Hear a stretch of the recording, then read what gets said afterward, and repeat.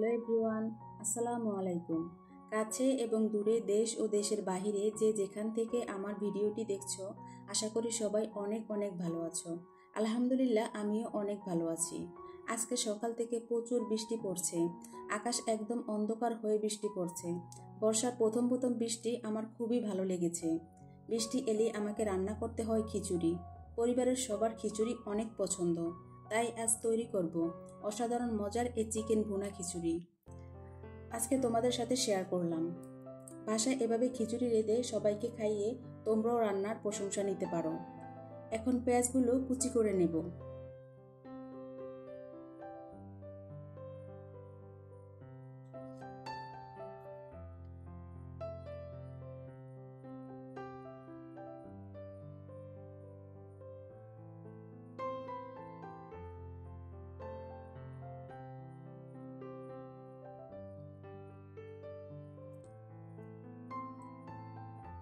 পেঁয়াজগুলো কুচি করা হয়ে গেছে। এখন কাঁচামরিচগুলো মাঝখান দিয়ে কেটে নিব।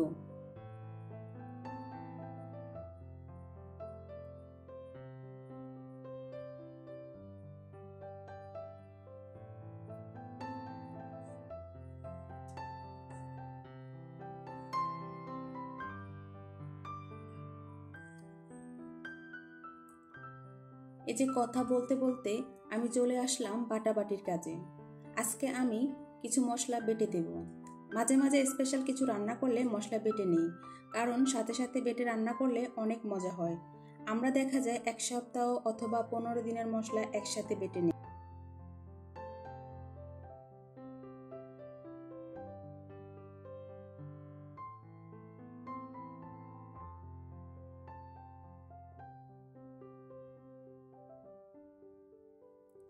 এই মশলা দিয়ে তরকারি রান্না করে খাই ঠিকই, কিন্তু তাজা মশলার ঘ্রাণ বা স্বাদ কোনোটাই থাকে না। আমরা অনেকেই অসুস্থতা বা ব্যস্ত থাকার কারণে কাজের বুয়াদের দিয়ে বাটিয়ে নেই অথবা ব্লেন্ডার করে নেই। আগে আমার দাদুকে দেখেছি অনেক সময় নিয়ে রান্নাবান্নার কাজ করত, সব মশলা বেটে খেত। আবার বিভিন্ন সবজি রান্না করলে লাস্টে ছাক বাটা দিত। আর আমরা চেষ্টা করি কত শর্টকাটে রান্না করতে পারি।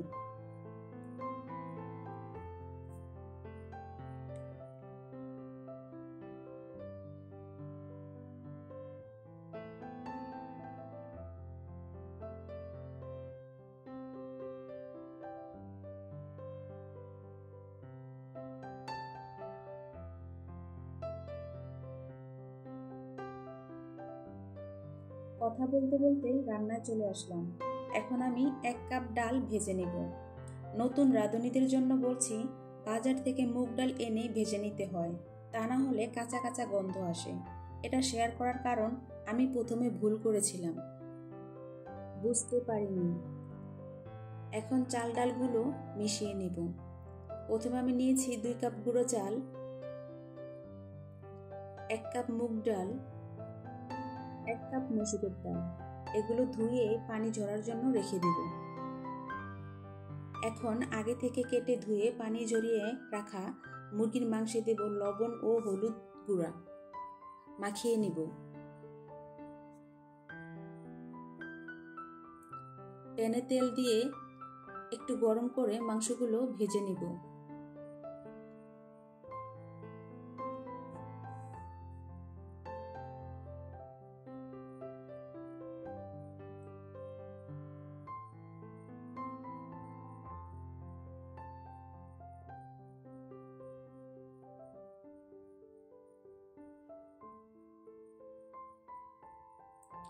মাংসগুলো হালকাভাবে ভেজে নিতে হবে।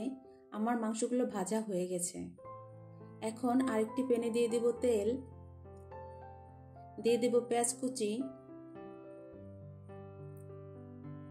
পেঁয়াজ কুচিগুলি বাদামি করে ভেজে নেব। ভাজা হয়ে গেছে। এখন আমি এখান থেকে কিছুটা পেঁয়াজ উঠিয়ে রাখব।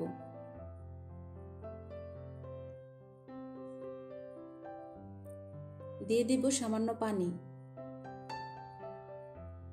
এখানে দেব তেজপাতা, এলাচ, দারচিনি, আগে থেকে বেটে রাখা জিরা, আদা, রসুন। মশলাটা ভালোভাবে কষিয়ে নিব।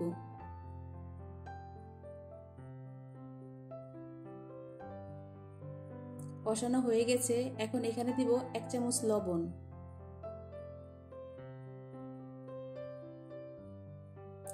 দিব 2 চামচ হলুদ গুঁড়া, 2 চামচ মরিচ গুঁড়া,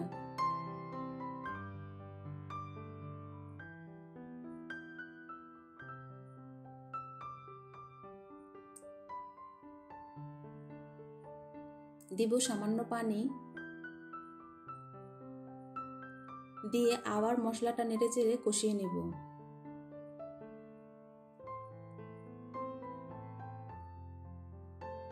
এখন দিয়ে দিব আগে থেকে ভেজে রাখা মুরগির মাংসগুলো।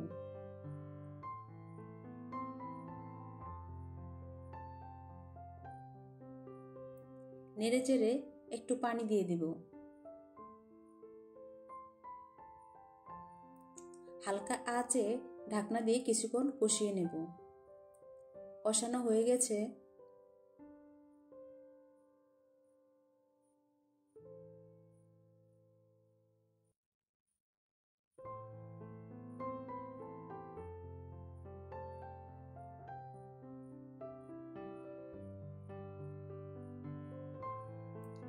এখন দিয়ে দিব আগে থেকে মিশিয়ে রাখা চাল ডালের মিশ্রণটা। এটা আমি ধুয়ে পানি ঝরিয়ে নিয়েছি। এটাকে ভালো মতো অনেকক্ষণ সময় ধরে ভেজে নিতে হবে। খিচুড়ির সময় এই ডাল চালের মিশ্রণটি যদি ভালোভাবে ভাজা হয় তাহলে খিচুড়ি অনেক ঝরঝরা হয়।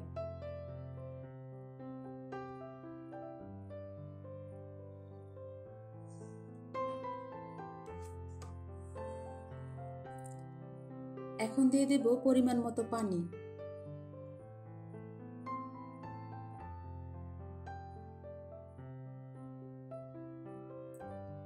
লবণটা টেস্ট করে আবার আমি 1.5 চামচের মতো লবণ দিয়ে দিয়েছি। এখন লবণটাকে সবটা খিচুড়ির সাথে মিশিয়ে নেব।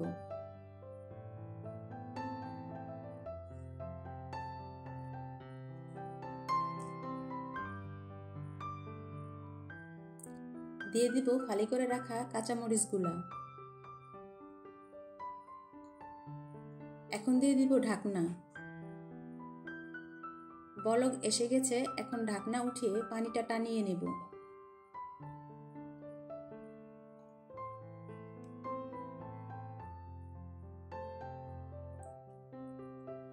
পানিটা শুকিয়ে গেছে,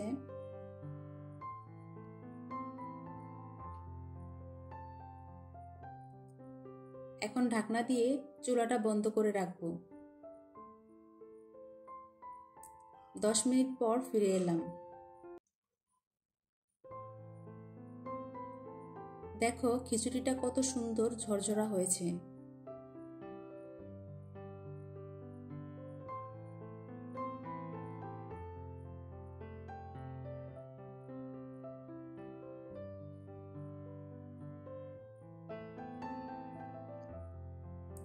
এখন দিয়ে দিব ভাজা পেঁয়াজগুলো, যেগুলো আমি আগে উঠিয়ে রেখেছি।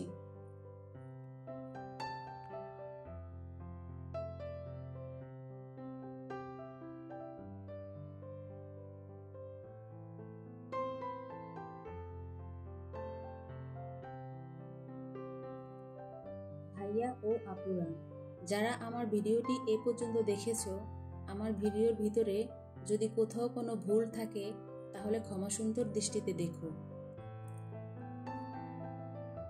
যারা ধৈর্য ধরে আমার ভিডিওটি এ পর্যন্ত দেখেছো, প্লিজ তোমরা একটা লাইক দিও। তোমাদের একটা লাইক আমার ভিডিওটি আরও দর্শকের কাছে পৌঁছে দিতে সাহায্য করে। তোমাদের একটা কমেন্ট আমাকে আরও ভিডিও দিতে উৎসাহিত করে। আজ এ পর্যন্তই। আল্লাহ হাফেজ। আসসালামু আলাইকুম।